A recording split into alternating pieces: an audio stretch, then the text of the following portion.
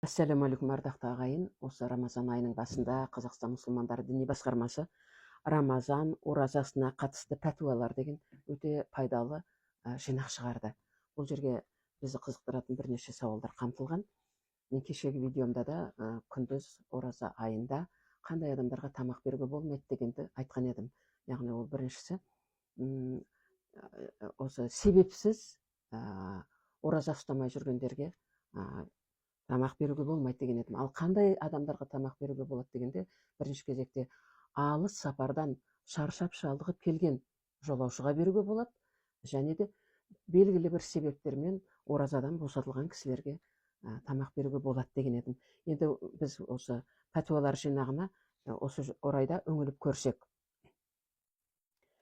Алла тағалам Қаш сүресінің 32-ші аятында кім Алланың белгілерін ұлықтаса, күдіксіз ол жүректің тақуалығынан деген екен. Яғни Алланың бұйырған, міндет қылған, парыз қылған дүниелеріне құрметпен қараса, оған орынсыз сылтау себептер іздеп одан құтылуға тырыспаса, ол оның Алладан қорқа білетіндігінен дейді.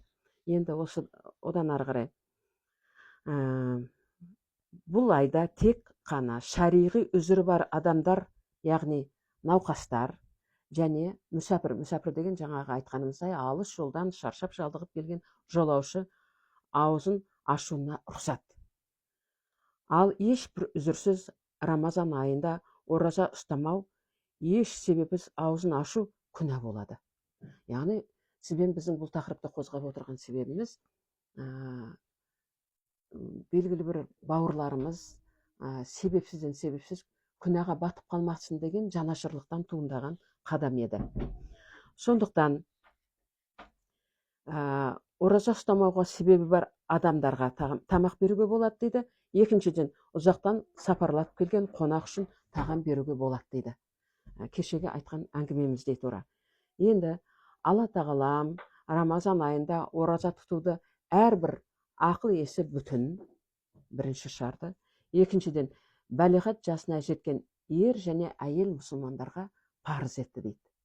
Ал біз егер бұның барлық шарттарына жауап беретін болсақ, біздің бойымызда аз ғана бір бүйрегіміз ауырып, бауырымыз ауырып, жекелеген бір кішкене сырқатымыз болып, соны сылтауратсақ, ол расында да үлкен күнә болады екен. Жапон ғалымдарының және Германия ғалымдарының дәлелдеуінше, Рамазан айындағы оразасы бұл адамды талай ауруларынан құтқарады екен.